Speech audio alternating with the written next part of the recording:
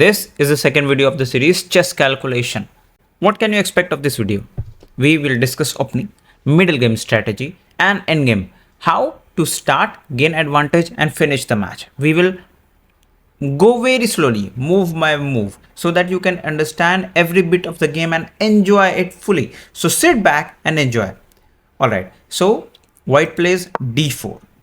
What would black play? In this match, black choose to play e6. We have to make a habit that whenever our opponent plays something, we have to realize what he is going to play next. Let's suppose is again his move. What will he move again? We have to decide that, and then as per that we have to plan our next few moves. As per e6, what can black do? Black can push d5 and try to get a symmetrical pawn here. Black can push its bishop out, knight out. So in the second move, there are a variety of moves that can come up. If I have white, I will choose what to play, no matter what the black is going to play. If I've been playing Queen's Indian defense since a long time and I know the patterns well, I know what is going to come up after some moves, the structure, the pawn structure, then it will be easier for me to make decisions. So white simply plays c4. Queen's Indian defense, putting both the pawns in the center and ready to move e4 and take the entire center if allowed. Black plays knight f6. Black says, alright, if you are going to take the entire center, I am not going to take it with the pawn, I am going to take it with the knight, because knight is also helping to control the center. As soon the knight comes out, white has realized this pin, that if I can put my bishop here, this knight won't be able to move and this knight won't be guarding the center again. So this pin can be useful at later stages. And whenever I think of putting my bishop here, I always calculate in my head, then I can put my knight here. And if I am able to put my knight on d5, my knight would be attacking this knight at f6 and the bishop is also attacking here. And now after one of the capture, queen won't be able to capture back. So he will have to capture with this pawn and hence destabilizing or breaking through the king safety on the king side. Simply played bishop to g5. We pinned the knight to the queen. And now black played h6. In the opening, when you play h6 or when you play a6, that generally loses the tempo, because white has planned to take this knight anywhere. He just wants you to push h6 so that he will capture and you will capture with the queen, of course, or with the pawn, depending upon what are you planning to do. But he forces you to move h6 because now this square g6 is not controlled by h7. This is a very minute detail, but it helps in understanding the game, because now that the pawn is pushed, if the king is castled, then h7 will be weak, a little weaker, not much, but a little weaker. And if it is coming up in the opening, then it will help you in the middle game to attack. What does the black do? As I said, simply capture, because he was waiting to play h6 for black. White wanted you to play h6. Whenever you play h6, he is simply going to capture. So as a black, you want to restrain yourself. In these positions, whenever we get pinned, we simply go into a defensive situation where we think that our knight is being attacked. We want to get rid of this situation. Instead of that, think of developing your pieces in the opening. Think of making your bishop out and castle. Make your king safe in the opening. This should be your goal, that your pieces, your minor pieces should be out, your pawn structure should be decent, and then your king should be castle. As a black, you want to first equalize with white, because white is already a tempo up, and then you want an advantage and then play for converting it. Alright, after h6, he simply capture and then queen capture. Alright, as soon the queen arrives on f6, again my mind vision calculates that if my knight is here, it will be attacking the queen and it is attacking c7. This should automatically come into your head that whenever your opponent's queen reaches on f6 as a white, you want your knight to be on d5 so that you attack c7, and if got an opportunity, you take c7 and just fork the king and the rook. White simply played knight to f3. He could have played knight to c3, but he just wanted to secure this pawn first. It is just a variety of moves depends on your kind of play. What you like playing, you want attacking positions, you want to first control your positions and then attack. Knight f3 comes. b6. Generally in queen pawn opening, you will always see b6 coming because the bishop will sit at b7. This pawn has not moved yet, and this bishop is going to come on b7 and cut the diagonal. So bishop b6 is coming. We know bishop b6 is coming, so we put g3. We also want to take the diagonal first. And now when bishop g7 comes, we put to bishop g2. This is very basic because he was attacking this diagonal. We also want to fight for that diagonal without giving any advantage to the black. And then knight c6 happened because he said whenever this knight moves, and if in case this knight moves, this bishop will be capturing on g2, or if the king is castled, black would simply choose to exchange the white bishops and hence making light colors weak around the white's king. And then white simply castle. Okay, knight goes back, and as soon as the knight goes back, you realize that the color complex of the knight is not good. What do you mean by color complex? Color complex means more space you are taking in the opponent's territory, your color complex is being increased. The knight was on c6 and now the knight has moved to e7. Instead of going into the opponent territory, it going into the opposite direction. It means now the knight is not attacking much space in the white's territory. So whenever you see this, you now realize that okay, his pieces are going back, so now I can move forward because now I have space to capture. Simple, knight to c3. I am taking my pieces out. As I said in the opening, what do? We simply take our pieces out, we castle, put our king safe, and then play according to the situation. This is the very basic general rule that we all going to follow. Now, knight f5. This was the plan of the black, that when you move your knight to e2 and then come back to f5. Now you see how many tempos black's knight has already taken.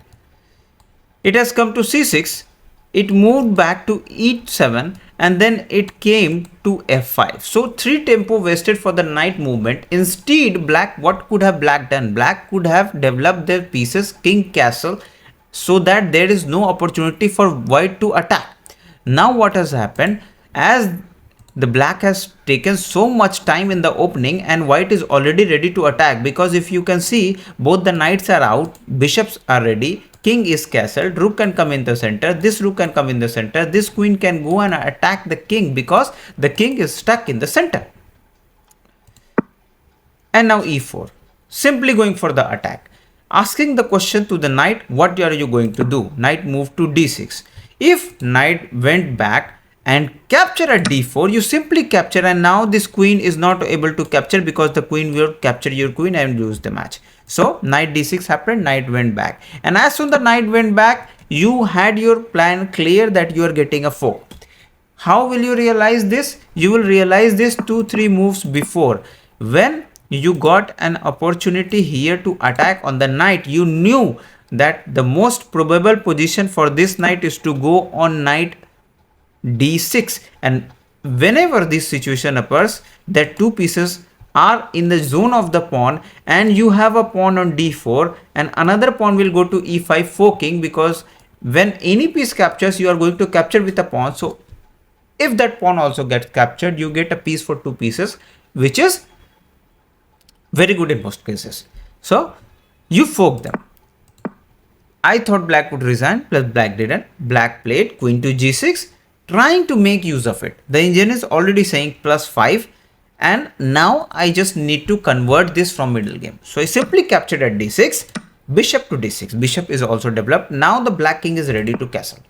I do not want him to castle, so I attack the queen. Now, whenever these things happen, whenever you take a piece or you get into a better position or opponent's king is in the center, you get an opportunity to attack. And whenever you see there's an attacking opportunity, tactics would be flowing all around. You must have to see, or you must have the ability to recognize the tactics at a particular position. For that you have to solve puzzles. For that you have to see matches like this. For that you have to read books or go through open commentaries so that various patterns comes to your head. As soon I saw that bishop comes out to capture at d6, I realized that if I put my knight to h4 attacking the queen, at the same time I am attacking this bishop at b7.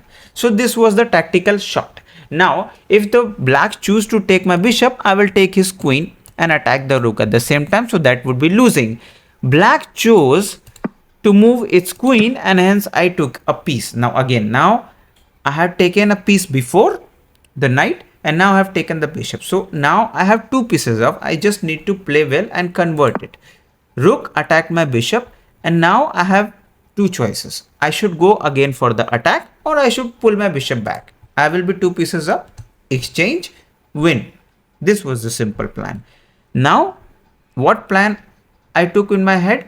That I can simply push this pawn and after capture, I have a move that I can push this into check. I can also take this with the knight and attack the queen. But instead, I chose to play very simple. I pulled my bishop back. Instead, if you play knight e4 attacking the queen, queen can go to e7 and then you will simply capture the bishop.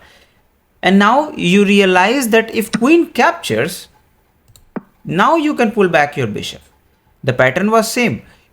I had to take the bishop there. I know my knight would go there and attack both the pieces.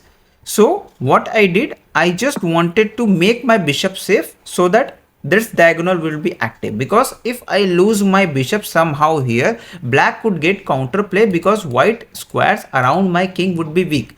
That comes whenever you fianchet a bishop and you get that bishop exchanged, that color of the bishop would be weak around the king. So bishop g2 and then black goes all out, black goes g5 attacking the knight. Instead, now this is the moment where I will suggest you to wait. This is the moment where I will suggest you to leave everything and listen very carefully. Now, whenever your opponent attacks, your mind goes into a defensive position. You see that your knight is being attacked and you want to take your knight back. You have to train your mind that the best defense is attack. If you can find a counter attack, what I mean by counter attack, you can attack similar pieces or more ranged pieces. Let's suppose your knight is being attacked. Can you attack his queen? That is the question.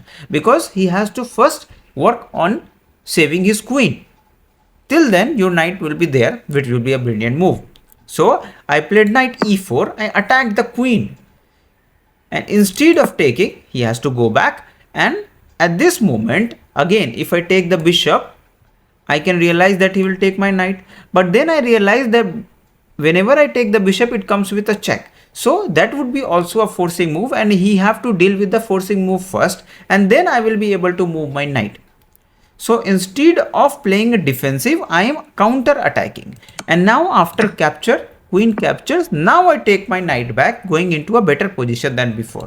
Now f5, he is all around pushing all the pawns to my king side so that I get afraid and he might get counter attack. But I play very calmly. I played knight to e5, putting a full stop to any attack of this queen on my king side. He castled. Now this rook has joined to the king side. I was very sure he might attack. So queen moved to h5. Why? Because this knight can go to g6 attacking this rook. This was the plan.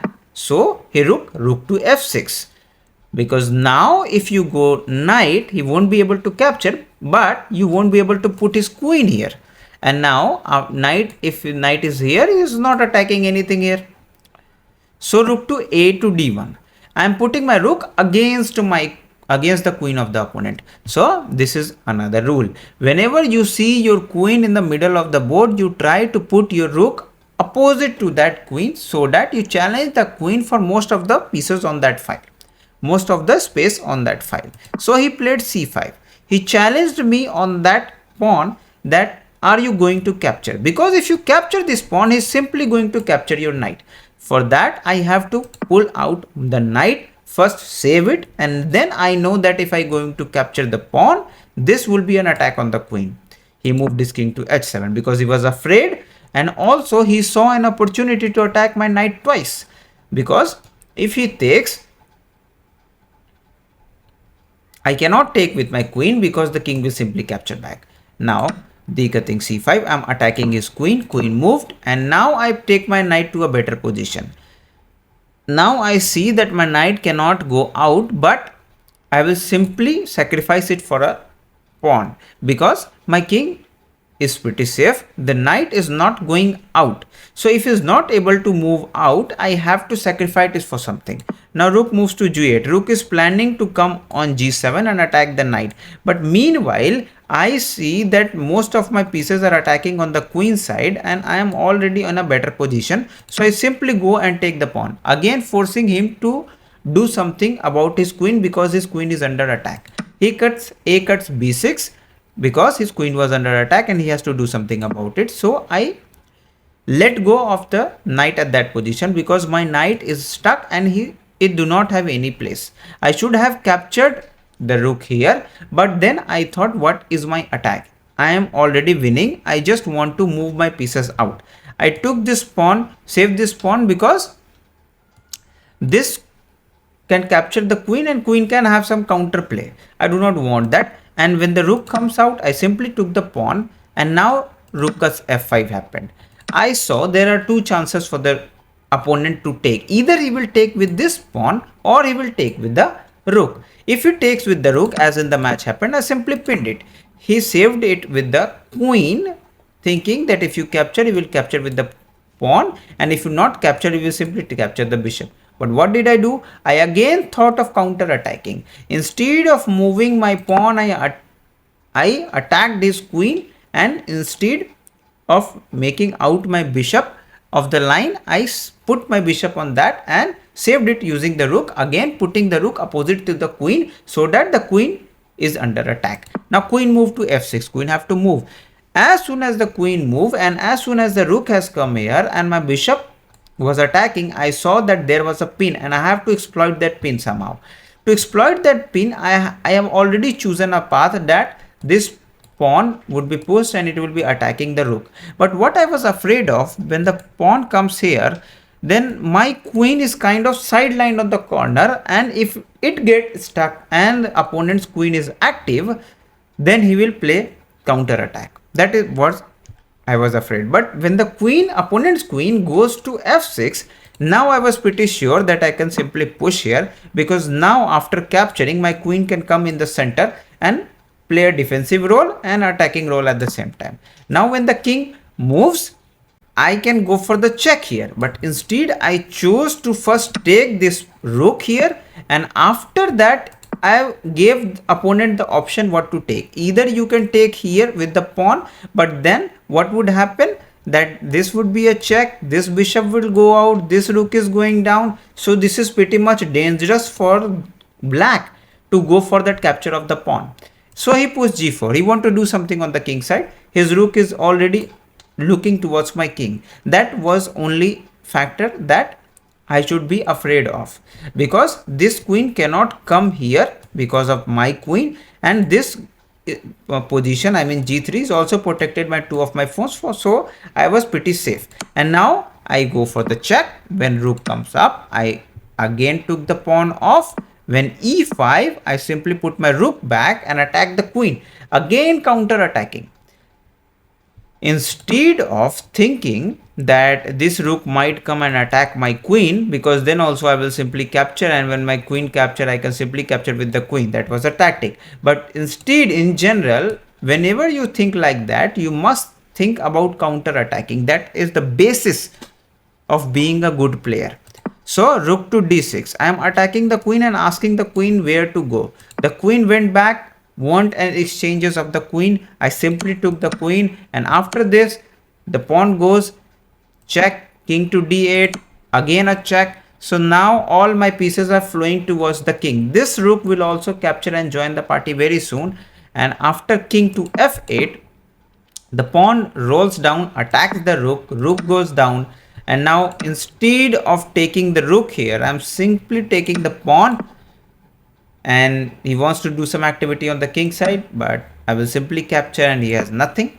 So he pushes the pawn, maybe going for the stalemate, but I put my rook to h7, and now I'm simply threatening to come here and hit him with a mate.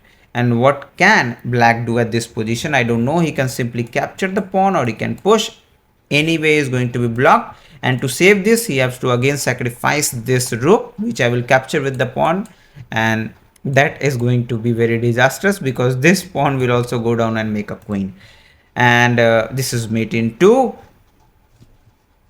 Rook g3 was played, just stopping up a mate, and after pawn takes, he has to push the pawn, and that was mate, because now the last file has been captured by the rook. And if you can see, this pawn are taking away 2 of the positions, and this entire f7 line has been captured by the bishop.